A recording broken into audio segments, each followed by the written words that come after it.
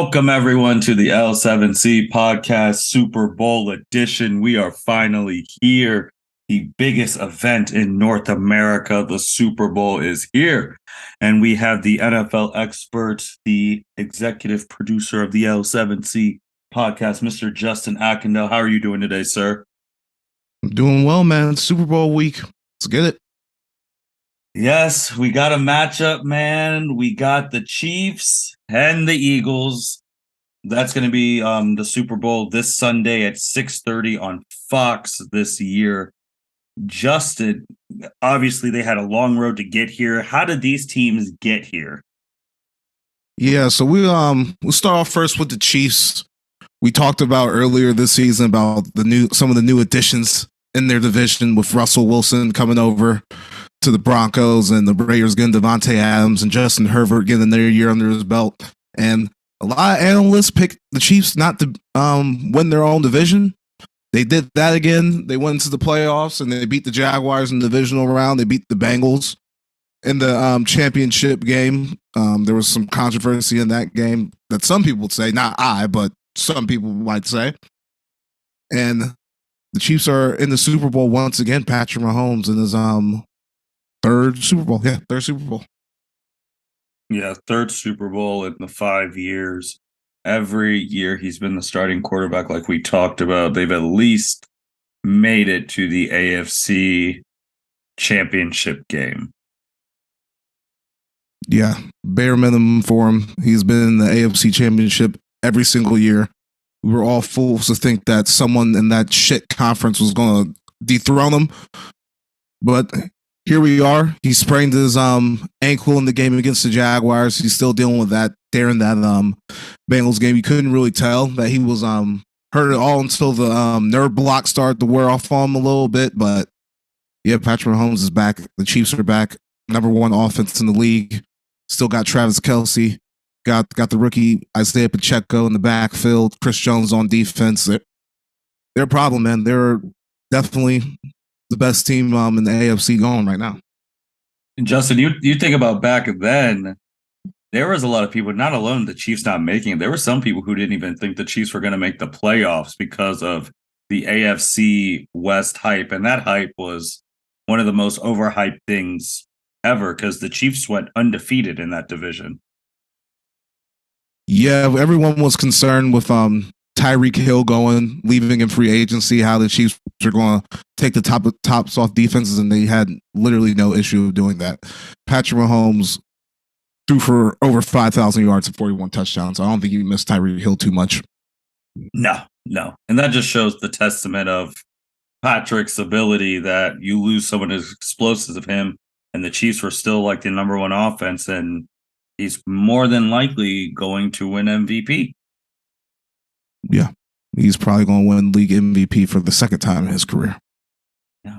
But then, Justin, if you look at the other team who made it, the Eagles, this wasn't a team that I know we actually had them, we had them high in our preseason. We had won the NFC East for sure. Yeah, NFC East. We had them in the top two seeds. We had them and the Vikings, which actually we got those right. But no one expected them to get to the Super Bowl. No, we didn't think they were going to get to the Super Bowl, but after their playoff draw and the selection of quarterbacks that they had to play to get to the Super Bowl, it's still a surprise that they're there. And they were undefeated. Where'd they go? 11, 12, and 0.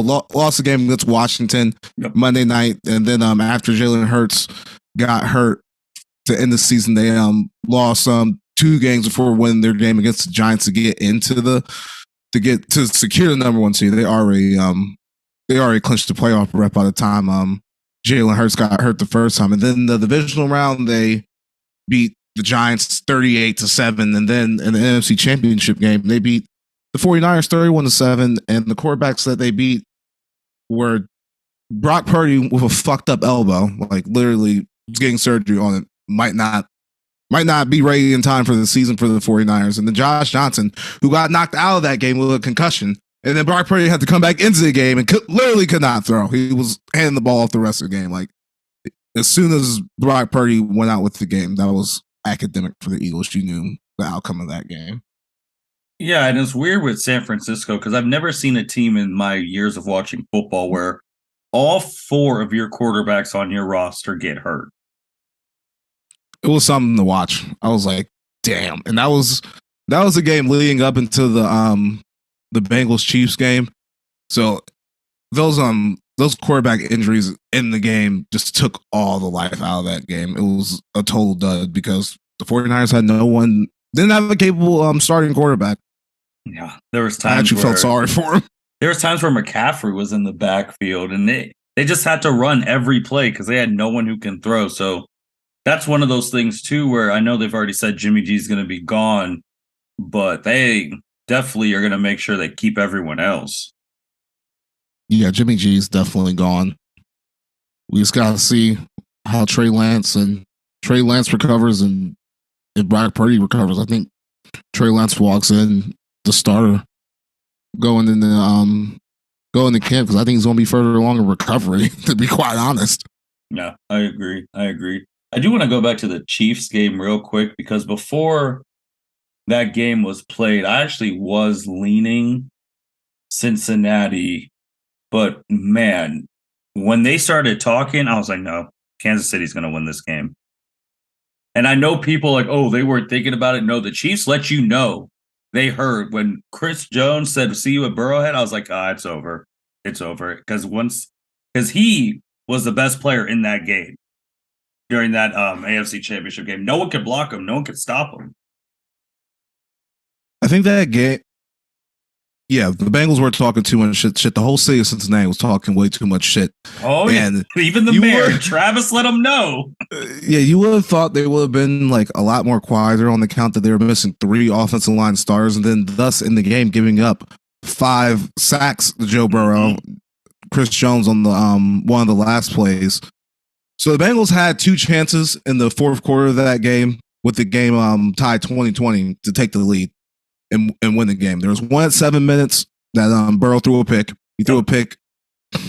And then they had another one with about 2 minutes left, and Chris Jones ended up wrecking the play on 3rd down. The Bengals had to punt back to the Chiefs, which led to the one dude on the Bengals having that awful late hit call, and Mahomes and Chiefs getting the field goal. But yeah, the Bengals had like 2 chances to win that game at the end. The 3rd down redo and ended up going the Bengals' way because the Chiefs didn't get the first down. They didn't get the first down, they still ended up punting. So it was just funny watching all the Bengals fans for at least 3 days bitch about refs on Instagram and Twitter. That's all I saw for 3 days. Yeah, that's the fandom. That's what fans do. I would also say on that flip side, if you look at the Chiefs, they had a lot of people out, like wide receiver. Yeah, they had no receivers. They had no receivers at the end of that game. They were throwing the Sky Moore and who's the other dude? It was not one of their top guys. I think didn't MVS end up getting hurt too? MVS got hurt when he was cooking the Bengals. Yeah. The Chiefs showed me something being able to win that game with no receivers, but the game starting to come back to me now. Patrick Mahomes started throwing to Pacheco a lot out of the backfield. He was eating up there in that game because I had a bet for him to go over in rushing yards, and he ended up catching the damn ball a lot. It's a wrinkle in the offense. It's kind of crazy too how that team like Pacheco, he wasn't the day one starter. It was Clyde Edwards-Helaire, and Clyde Edwards-Helaire doesn't even play anymore. That's just a life of an NFL running back, man. These running backs come out fucking nowhere. Like it really is. You put them in the right system, and all of nowhere from anywhere. From anywhere. So you got this matchup, which was funny talking about this Monday with my wife. She was like, "Is it really the first time 2 African American quarterbacks have played each other in the Super Bowl?" I was like, "Yeah, this is the first time ever." Because that preconceived notion, like, oh, if you're a black quarterback coming out of college, you need to switch to wide receiver, or like the old school days where scouts thought black people weren't smart enough to play quarterback. But here we are, first time ever at this Super Bowl that 2 African American quarterbacks are starting. How do you feel about that? Yeah, it's definitely a great moment for the African American QB. it feels like over the past 10 years, like black quarterbacks have finally had the opportunity to like get chances to be backups. It felt like before you had to be, number one pick. You couldn't be shitty. Like as a black quarterback, you could not be shitty. If you had 2 years of mediocrity, they would find someone else. And we have quarterbacks like Teddy Bridgewater and Jacoby Brissett still around here. So that's how you know the black quarterbacks made it, when the mediocre ones can still get jobs. Yeah, it's crazy too how things have changed, because if you think about 10 years ago, some of the black quarterbacks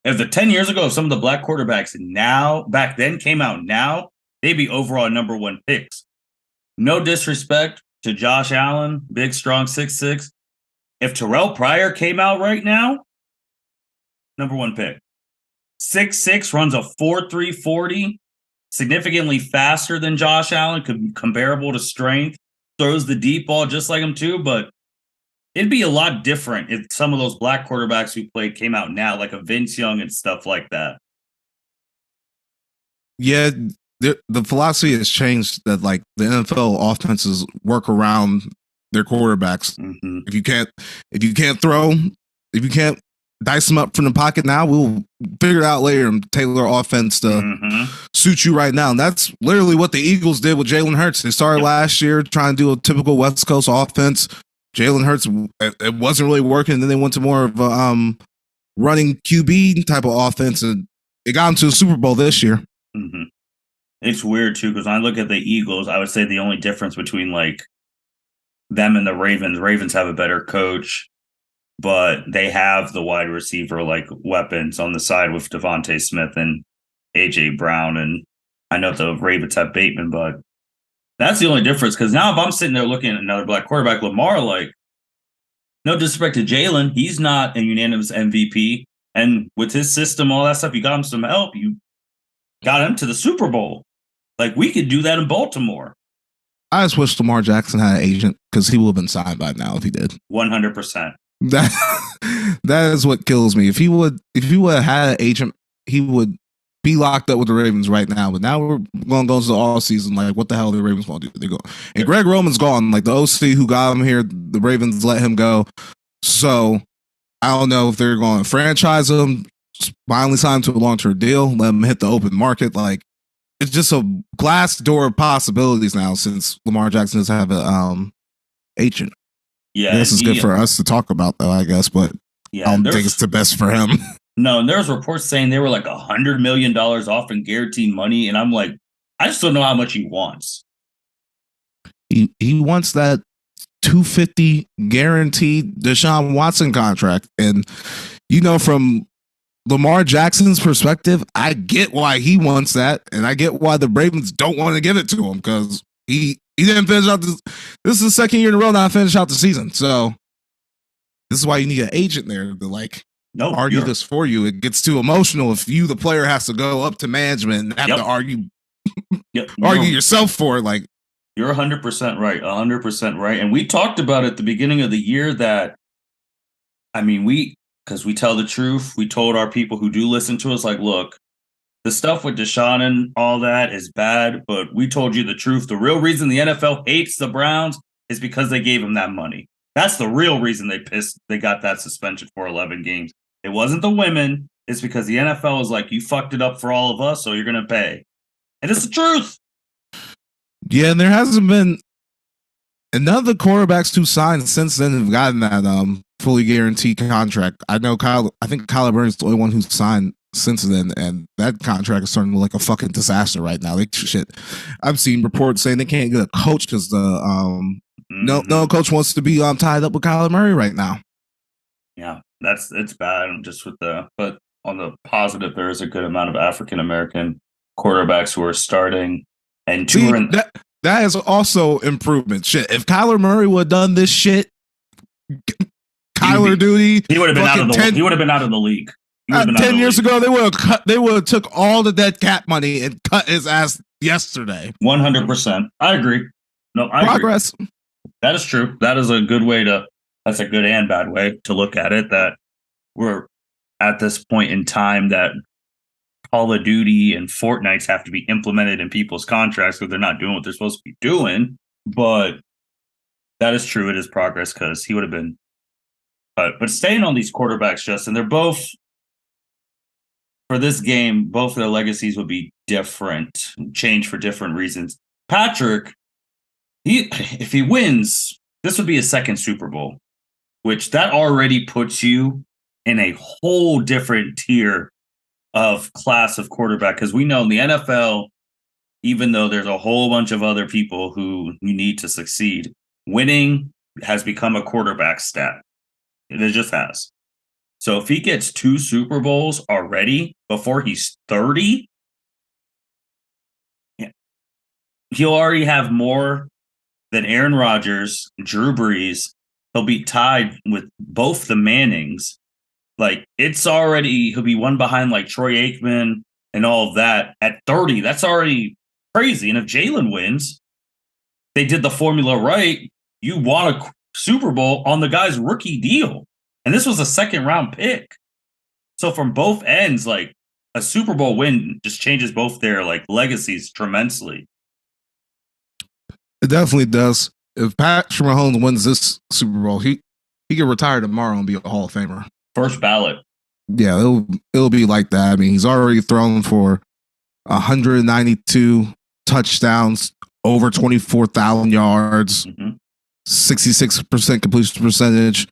Never has gone to the AFC Championship game minimum every year since he's been a starter. Yeah, he'll be a Hall of Famer. He will be we'll have 2 best MVPs. Of this generation. Yeah, he'll have 2 MVPs, probably a Super Bowl MVP if he balls out on Sunday. Yeah, his legacy will be cemented, and then Jalen Hurts can get in. Like, it's just the ultimate underdog story at that point, because we didn't think Jalen Hurts was even going to be an NFL player, let alone a starting quarterback in the Super Bowl the way he went out in Alabama. And I know he started balling out at Oklahoma when he got there with Lincoln Riley, but you know, he got benched in Alabama. Tua took his job, like, and it was clear in the national championship game, and he rolled that bench though.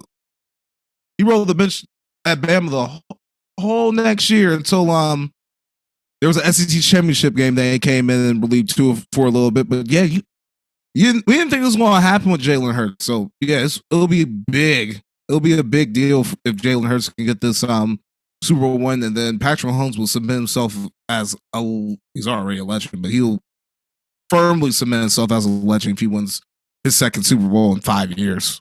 Yeah, and then with Jalen too, like you said, it's kind of crazy in this day and era. Like, once he got benched in a game that everyone saw because it was the title game, because he was playing awful, and Tua came in, walk-off home run to Devontae Smith for the title, and he stayed.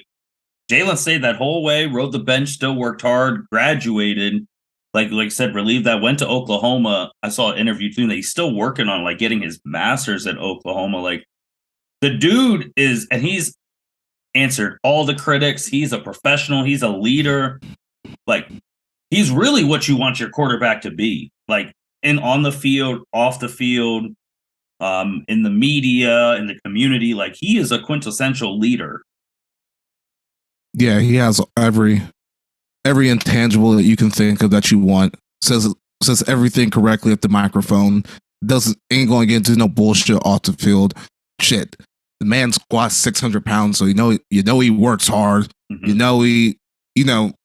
Jalen Hurts coming into this season from last season, it was like, whoa, like Jalen Hurts wasn't this good a year ago. So the work ethic's there. He's getting better year to year. Like, yeah, he's exactly what you would want in a quarterback. And it's just great for him to be able to finish off this redemption story, 5 years in the making since getting benched in that national championship game. Yeah, and before we actually really go into the game, because I know I brought this up to you, and you said I was probably the only person on planet Earth thinking about this, which I might have been, but it's kind of crazy that he was drafted in the second round when they still had Carson. And Carson Wentz's backup, Nick Foles, won that Super Bowl against the Patriots, has a statue there. And if Jalen Hurts wins, you have 2 of your backups winning Super Bowls on your former team when you couldn't get it done. Like, that's biggest. That was the first person I thought about, Carson Wentz, because That's bad, man. Because that just shows the Eagles knew that you were not after the Super Bowl. You got rattled. Like, that's bad. That's bad. Everything you said with Jalen Hurts, 100%.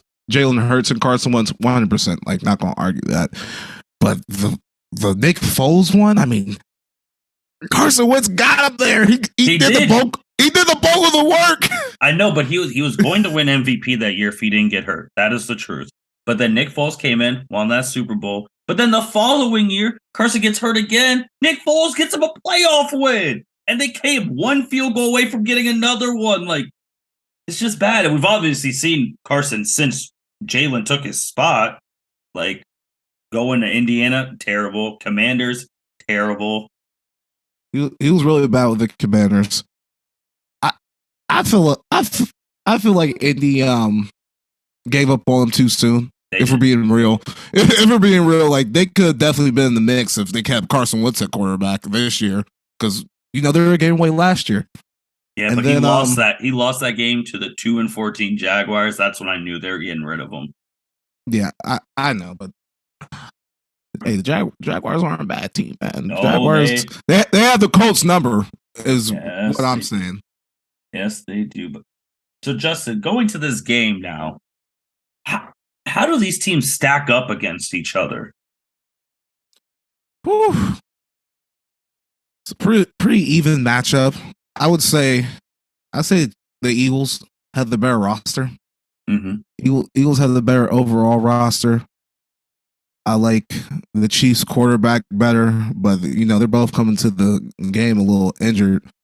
Jalen Hurts really has not had to do anything all this whole playoffs. I know he has the shoulder injury, but he really hasn't had to do nothing. I mean, they rushed for 268 yards in the Giants game, 3 touchdowns, and then 148 rushing yards in the 49ers game, 4 touchdowns.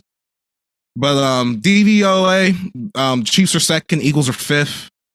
The Eagles offense is rated 6th. The Chiefs defense, this is way DVOA, so this is the DVOA that takes out the earlier season. The Chiefs defense is 14th. It was 17th during the season, so they got a little better.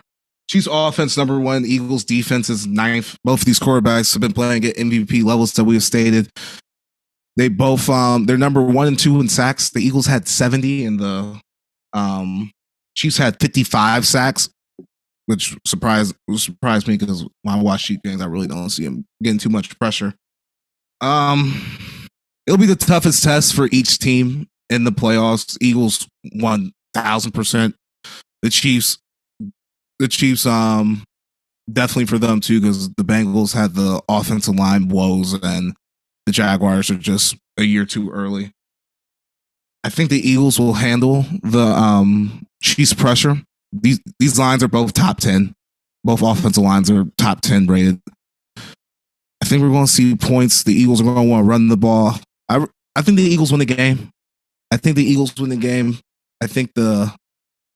Eagles get out.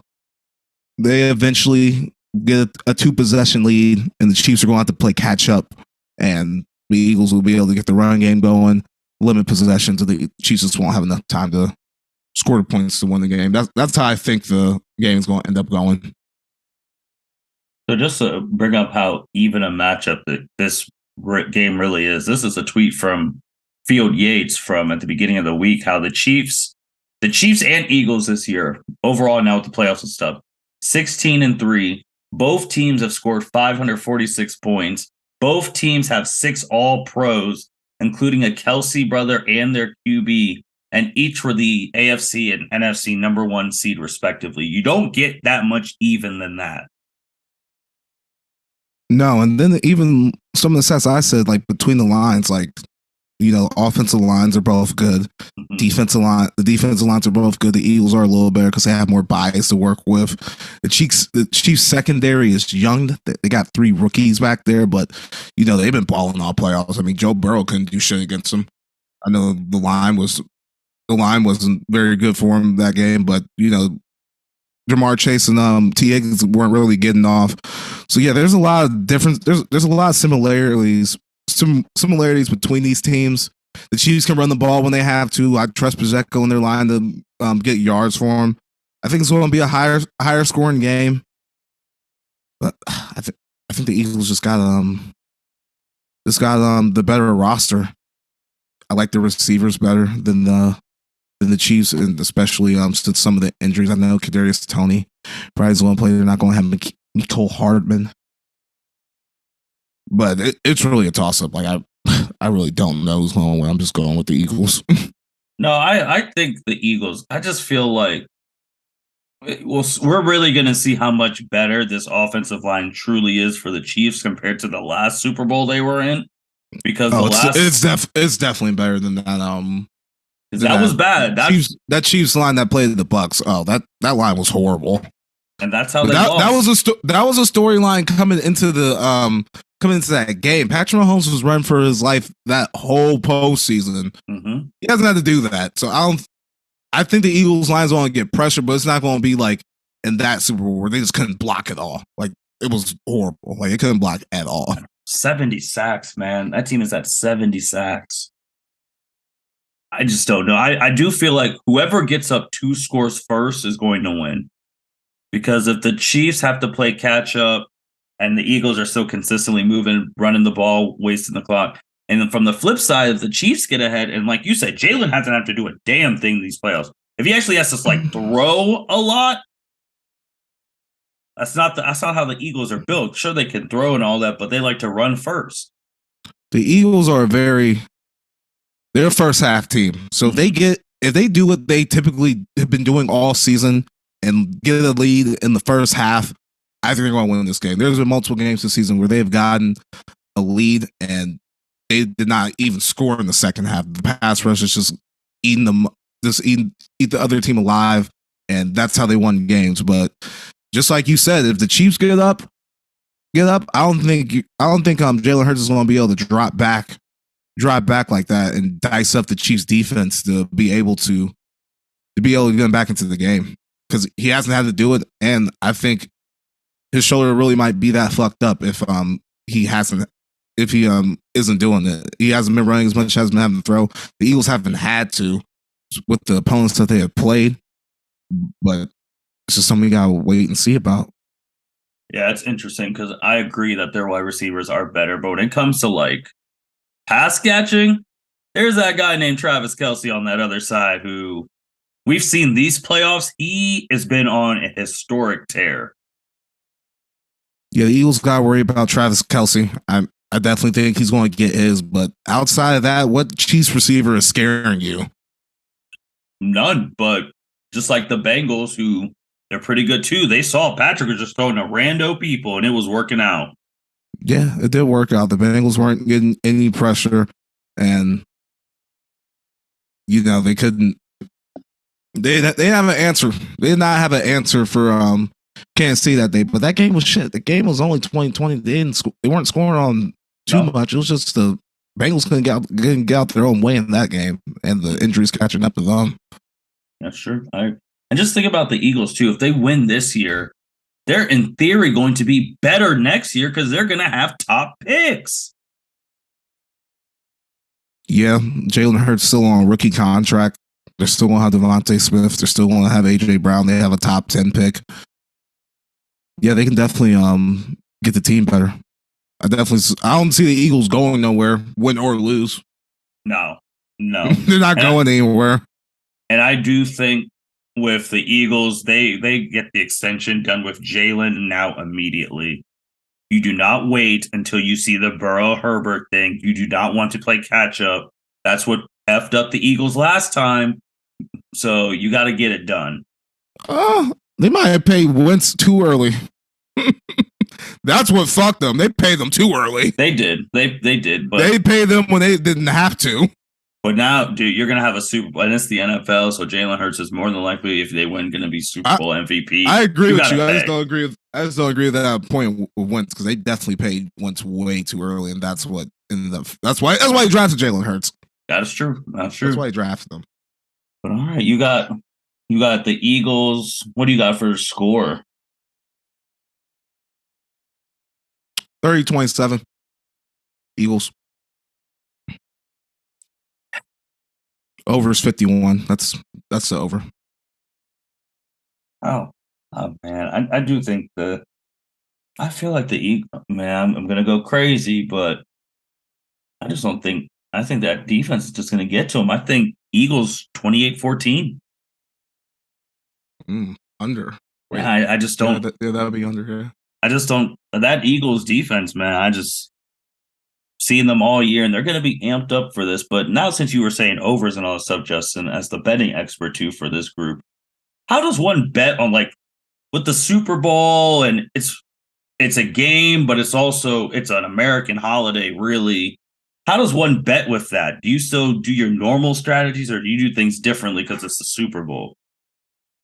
I bet on more props than I typically would, since there's only one football game left. It's going to be the only football that I'm going to be betting until the fall.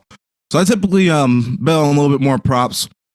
I bet live during the Super Bowl too. Once I get a feel for what's actually going to happen during the game. I cleaned up watching the Bengals last year. Oh my god, I won like $200 betting on them.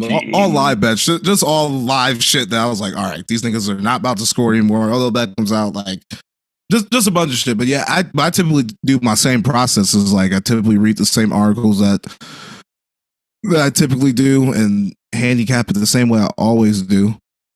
But yeah, there's just so much more bets to bet on than some of the books have all the stupid shit like what color is the Gatorade going to be? How long is the national anthem going to be? All that shit. I don't really bet on that shit too much because I don't have no fucking idea. I'm just guessing on that shit. But I will say, Justin, I'm actually going to be very interesting to see the ratings on this Super Bowl because I know people personally, and there's millions of people across the world. They do not care about the game. They care about this is Rihanna's first live performance in a decade. That was a big get by the NFL. Good Lord. Because that bitch as the halftime performer, that's going to bring some motherfuckers out the woodwork to watch that game. Oh, I already have friends who have texted me saying, are you having the Super Bowl at your house? And like, you're going to have the halftime show because, Rihanna hasn't she made a song for Black Panther too, but she hasn't made an album since she hasn't put shit out since 2016. Yeah, since Work, her and Drake, that song Work. Anti. She hasn't put out shit since. Yep. So this is big. She hasn't performed since. Like, this is huge. Oh, yeah. I forgot about Rihanna. I'm actually pumped up for that. That's gonna be a good ass Super Bowl halftime show. Yeah, that's one I'm gonna be locked into. Actually, the one last year with like, mind you, I was at a club watching the game last year, so I can really hear shit anyway.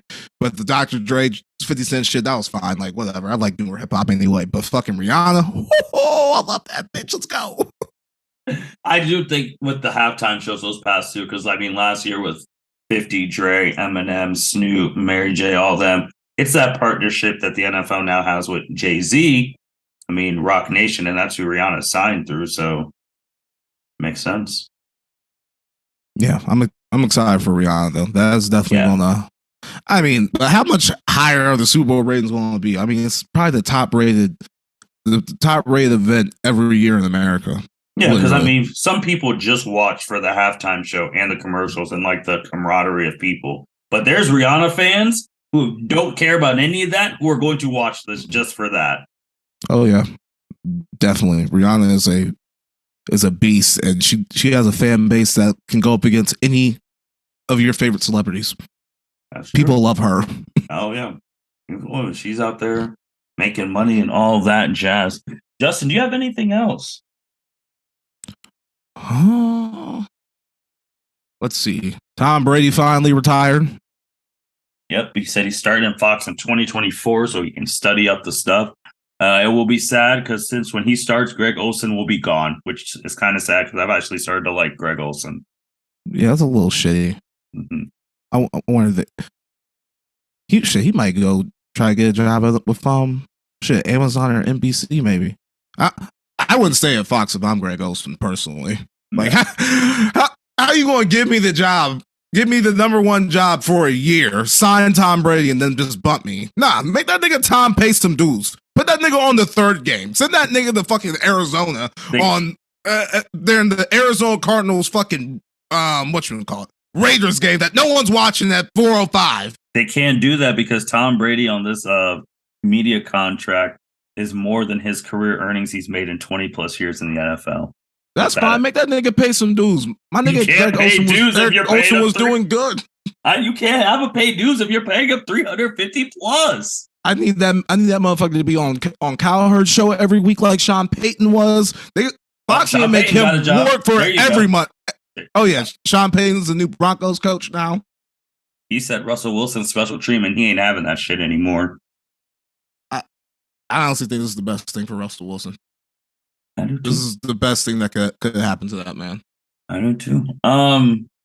There is one thing I do have to say because I really don't like. I know you brought Colin. I really don't comment on these people's shows, but I really sat there and just heard the idiocity on ESPN, and I actually like this guy, Dan Orlowski. Justin, I don't know if you've heard when everyone took him to task because he had his top 5 QBs of all time list. It was god awful. For one, because he did not have Joe Montana in his top 5. And everyone just stared at him like, what are you doing? And his reasoning was terrible because he said he wasn't old enough to see Joe Montana play, but he had John Elway in his thing, which made no sense. And it's stupid shit like that. It's like the same era, man. It's stupid shit like that. And people do have to realize that before Tom Brady, the gold standard was Joe Montana. You're talking about a dude who's undefeated in Super Bowls, 11 touchdowns, 0 interceptions. And like he just does his own thing and all that, but did Dan Orlowski have Tom Brady number 1? He had him number 1. Then who cares? No, it's the principle. That's like making Justin, that's like making a top 5 NBA and leaving out LeBron James. Come on. I mean, yeah, you're right. But you know, would you already put Patrick Mahomes number 2 all time? Hell no. He had him at number 2. Oh damn. His list was fucking terrible. See, you get so mad at these damn lists. Like they do this shit just to get niggas riled up. Like that's the whole point. Bro, you can't have these credibility. It works on you every single time. It does because they're so bad. It works on you every single time. It's content 101 and it gets you every single time. Hook, line, sinkers you in. There are people out here who swear and die by these people, and then they do stupid shit like that. And I'm like, what are we fucking doing? That just really pissed me. That was terrible. But Joe Montana should be in everyone's top 5. Like, yes, he was definitely the gold standard of quarterbacking before Tom Brady waltzed around 4 Super Bowls. Come on now. And that's who Tom Brady looked up to this whole time. So, but all right, that's really it. Super Bowl, it's more than a game. It's really an American event. It truly is. Like, this is where a lot of people get together, get food. Estimated right now already $16 billion have already been bet on the Super Bowl. So, and there's going to be more because it's not even Sunday yet. So we're going to be watching it. We're hoping for a good game. And yeah, we both have the Eagles winning, which means I will say if it's the final drive and the Chiefs have the ball, they're going to win. Obviously. I just don't like if it gets to that. I don't know, 70 sacks. I know it'll be almost the same thing. I was like the Bengals are going to win. Then Aaron Donald said, "All right, it's time to end this." Man, I thought the Bengals had the Chiefs in the AFC Championship game with 2 minutes left. I'm like, bro's gonna do it. Let's go. And then Chris Jones happened. And I don't know why some people are just now getting hip to Chris Jones. The dude's a monster. Oh no. It's been him and Aaron Donald for a minute now. Yeah, it's just the way people were talking, like he had an Aaron Donald performance. I was like, I understand Aaron Donald is a GOAT, but Chris Jones is a monster. The only thing with Chris Jones, I feel like he'd be disappearing for a couple games. But you know, when the Chiefs really need him, he always wrecking shit. Always. Yeah. No, I'm excited for this game. I'm hoping more for your game at 30-27. I just feel like Eagles are just going to jump on them quick, and it's just going to be bad from there. But thank you, everyone, for listening to the L7C podcast. Super Bowl this Sunday, 6:30 on Fox. We will be back then reviewing the Super Bowl, telling you our thoughts. Who will be Super Bowl MVP? What does that mean going forward? And the Super Bowl ends in the middle of February, but then in 2 months, it's going to be the NFL draft. So the season never sleeps for the NFL. I did hear today that they actually start their year calendar the day after the Super Bowl. So that is interesting in that regard. But this is the L7C podcast, signing out.